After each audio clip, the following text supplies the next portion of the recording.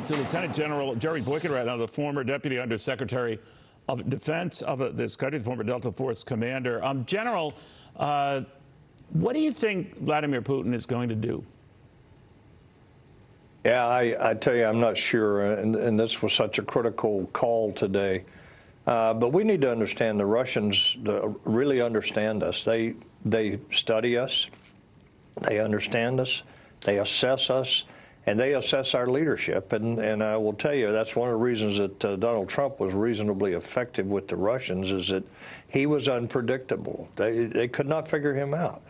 And I think that when you have a former Secretary of Defense, Robert Gates, say that that our president, our current president, has been wrong for the last 40 years on every major foreign policy and national security issue, I think that indicates the kind of credibility that we probably have with Vladimir Putin right now. So I don't think that the sanctions are going to make him change his mind if he is determined to invade the Ukraine.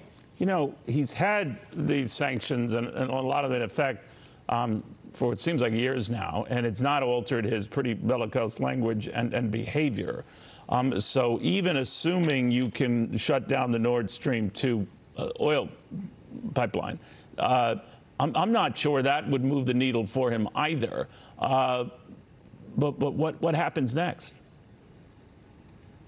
Well, what happens next is we've got to give serious consideration to what kind of military hardware are we going to give to the Ukrainians. You know, we started out under Obama giving them MREs and blankets, and that's no joke. I mean, we literally were giving them MREs and blankets. And then under Trump, we started to give them more lethal aid. Well, we've got to ratchet that up. Look, remember that during the Soviet Union era, Ukraine was considered to be the second most powerful military next to Russia. And we need to give them the hardware, the materiel, the lethal equipment that they need in order to be able to really make this a fight. Now, could the Russians eventually overrun them? Yes, they could.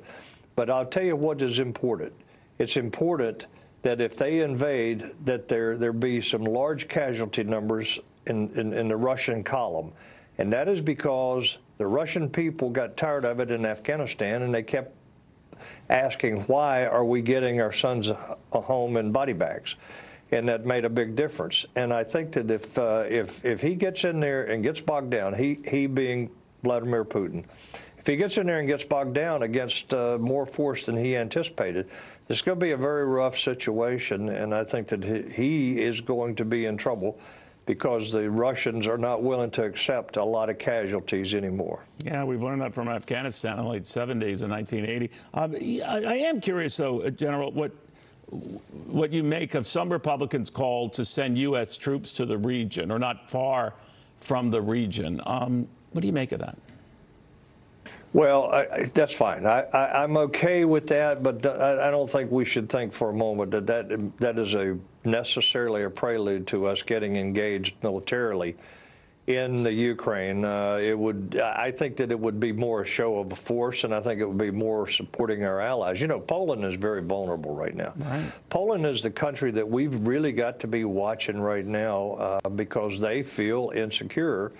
Given that not only the Ukraine, Belarus, Putin himself is as though he blinked. You know, you're absolutely right, and I'm not. I tell you what, I think he's unpredictable on this, and he may be sitting there this time next year with 175,000 troops. Do you think he's doing any of this in coordination with China or sharing this information, and they're both playing off this? Well, there's no question the Chinese are watching this very, very closely. That's why this is such a critical period, and this discussion today was so important.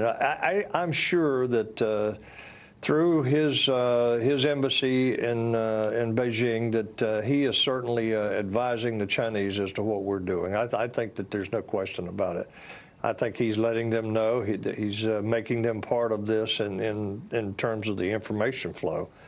But you better believe the Chinese are watching this, and this has long-term impact on I think our relations with the Chinese, because if we can't back him down now, if we can't get him to get rid of the notion of invading the Ukraine.